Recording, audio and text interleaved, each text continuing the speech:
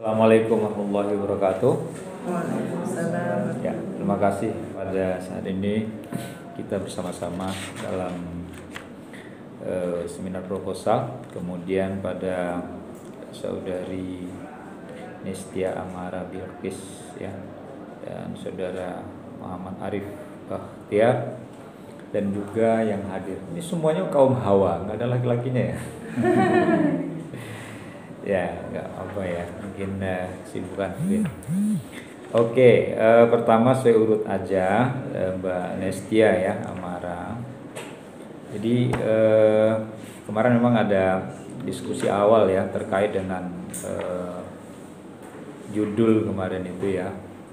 Kemudian saya selalu menggambarkan bagaimana sebelum menggarap skripsi itu pastikan bahwa objek materi itu jelas bahan-bahannya, kemudian sumbernya itu dapatkan dengan mudah, kemudian penguasaan terhadap objek materi itu.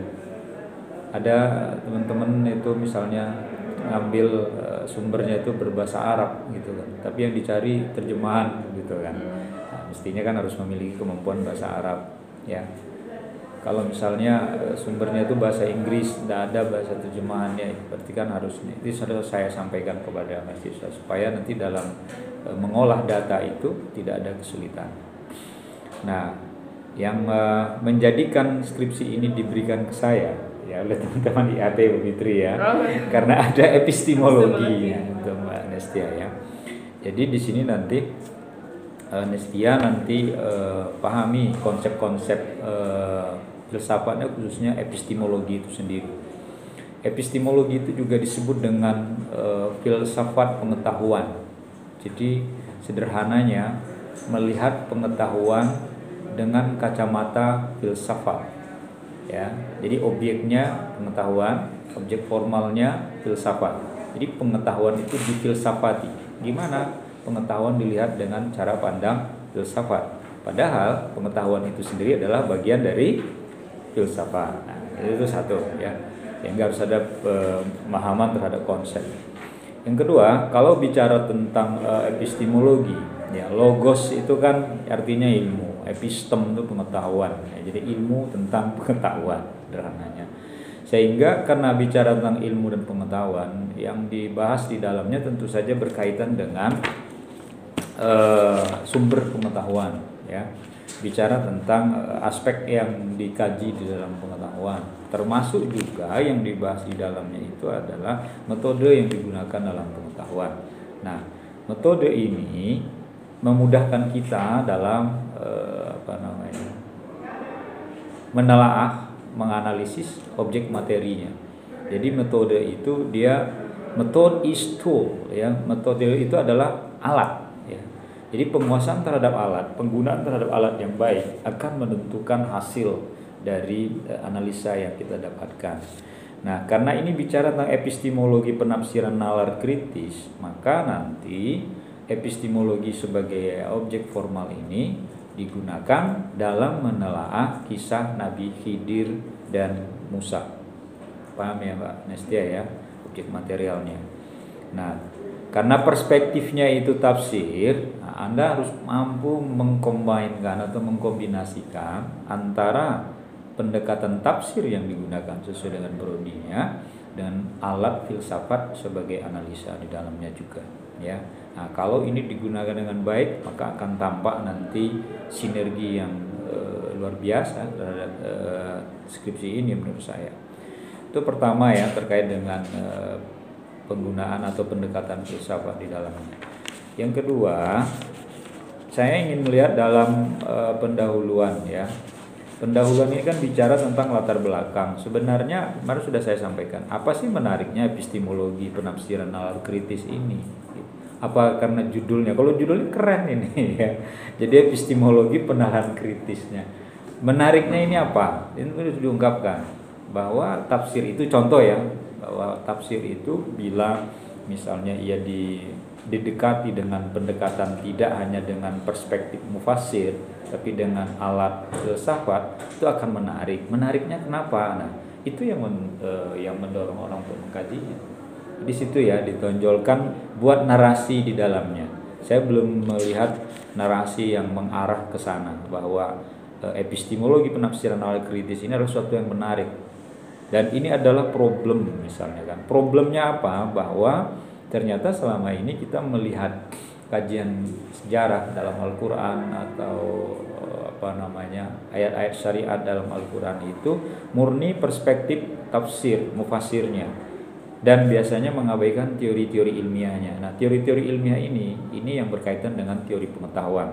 Dan kalau bicara tentang teori pengetahuan, itulah epistemologi ya. Tuh, nah nanti dinarasikan Mbak Nestia ya. Kemudian pertanyaan penelitian.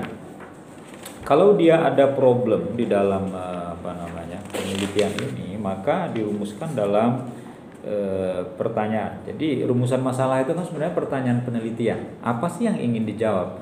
Nah, jawaban dari rumusan masalah ini nanti gambarkan dalam susunan daftar isi.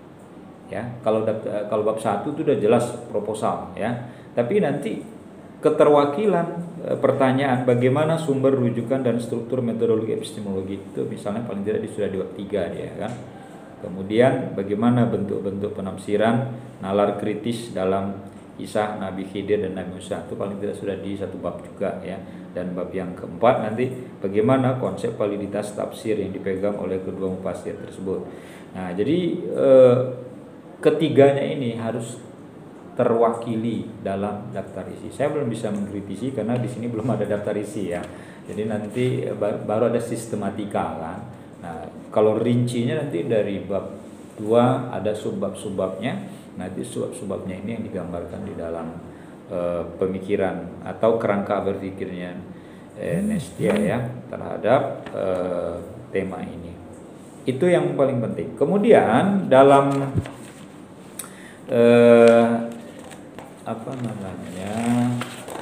kan kerangka teori ya, telah pustaka. Nah, telah pustaka sebenarnya ini menarik untuk menampilkan. Ini belum ditonjolkan. Apa sih yang baru dari penelitian ini? Ya, novelty research-nya apa? Nah, kalau yang baru dari penelitian ini, kamu harus tampilkan bahwa epistemologi penafsiran nalar kritis, ya, ini cara baru untuk melihat kisah ini. Gitu. Kamu harus berani mengatakan itu. Tapi dengan catatan belum ada orang yang menggarap. Ada yang belum menggarap belum? Yang bicara tentang itu. Kamu harus berani mengatakan, ini loh yang baru dari ini. Tonjolkan bahwa yang barunya itu apa? Bahwa belum ada epistemologi penafsiran nalar kritis ya melihat kisah Khidir dan Musa ini. Dan tolong juga digarisbawahi sumber yang kuat ya. Apa benar mereka bisa dikategorikan antara Musa dan Khidir itu murid dan guru? Ya.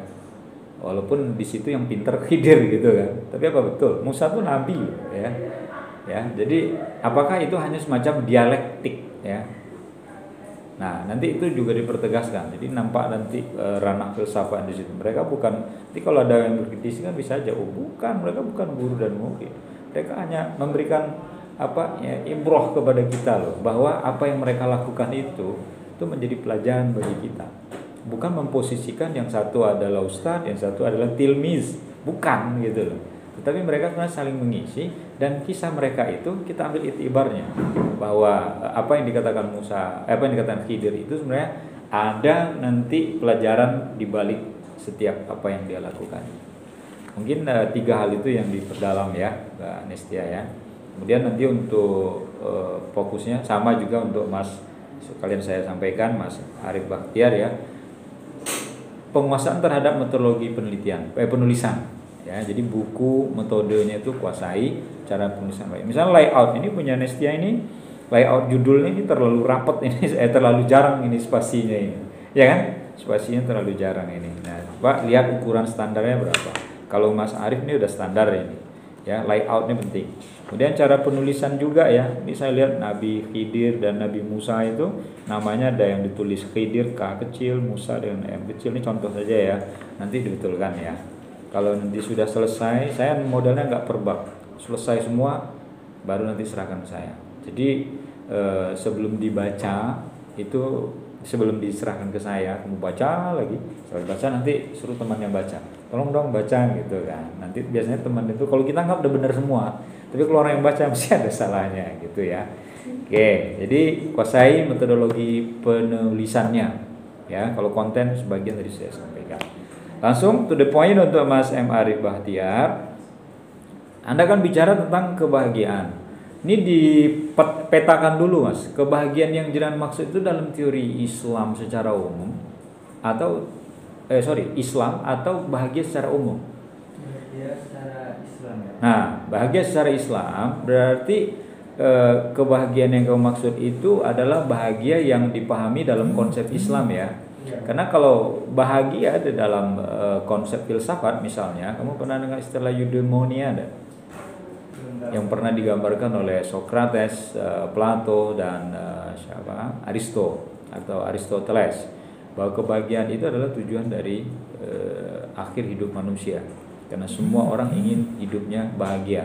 Mereka menyebut tujuan akhir itu adalah eudaimonia. Itu bahasa Yunani gitu ya. Kebahagiaan itu adalah ketika seseorang itu mencapai apa yang diinginkannya. Sangat relatif ya. Kalau dalam Islam bagian itu apa? Kalau dalam Islam sendiri itu bahagia itu merupakan orang yang mukmin. Nah, itu menurut teori siapa? Itu menurut teori Al-Ghazali, Pak. Nah, berarti kamu juga menggunakan filsafat loh. Karena pada posisi ini dia filsuf loh ya. Ya, ketika dia bicara tentang kebahagiaan itu, tadi kamu sudah menyebutkan bagaimana tuh as-sa'adah itu ya, berbeda dengan apa selain derivasi katanya apa? Selain as-sa'adah. Falah. Selain al-falah apa lagi? Surur. Nah, surur ya, masruro gitu ya. Nah, itu bedanya di mana gitu. Nah, nanti kamu harus main di situ. Kenapa saya katakan begitu? Konsep as-sa'adah atau happiness dalam bahasa Inggris atau eudaimonia dalam filsafat Yunani itu sebenarnya pengaruh konsep bahagia Al-Ghazali, karena kamu mengutip Al-Ghazali ya, itu dipengaruhi oleh kebahagiaan dalam perspektif Yunani. Karena kebahagiaan, kamu baca ini juga nanti kalau bisa, kamu baca nggak Tahzibul Akhlaq atau pernah dengar buku etikanya karangan Ibnu Miskawai? Saya saran kamu baca itu. Kamu bisa bahasa Arab? Terjemah? Sedikit, Pak. Tak apa-apa. Kamu nanti coba, buku itu ada. Jadi perpustakaan kalau nggak salah masih ada itu ya. Saya memang ada menulis, nanti kamu lihat di salah satu jurnal. Refleksi itu apa ya? Saya lupa. Apa di jurnal Suluddin Banjarmasin saya menulis konsep kebahagiaan menurut, kamu bisa baca nanti, Plato dan Aristo. Jadi mereka berbeda tentang tapi dua orang ini ternyata mempengaruhi konsep kebahagiaan filsuf Muslim Al-Ghazali dan Ibnu Miskawai. Nah, jadi kalaupun kamu mengatakan itu klaim Islam ya, kamu mengklaim ya, padahal sesungguhnya mereka juga dipengaruhi oleh filsuf Yunani. Walaupun di akhir hidupnya Al-Ghazali itu kan mendalami tasawuf dan mulai mengurangi filsafatnya. Ya, tapi bukan berarti dia membenci filsafat. Karena saya harus luruskan kepada orang yang di luar filsafat. Ada orang menerjemahkan ketika dia menulis buku tahafut falasifah itu diterjemahkan kerancuan filsafat gitu kan. Kalau orang yang nggak ngerti bahasa Arab nggak apa-apa gitu ya. Jadi dia menerjemahkan tahafut itu kerancuan filsafat. Padahal falasifah di situ itu terjamak dari filsuf.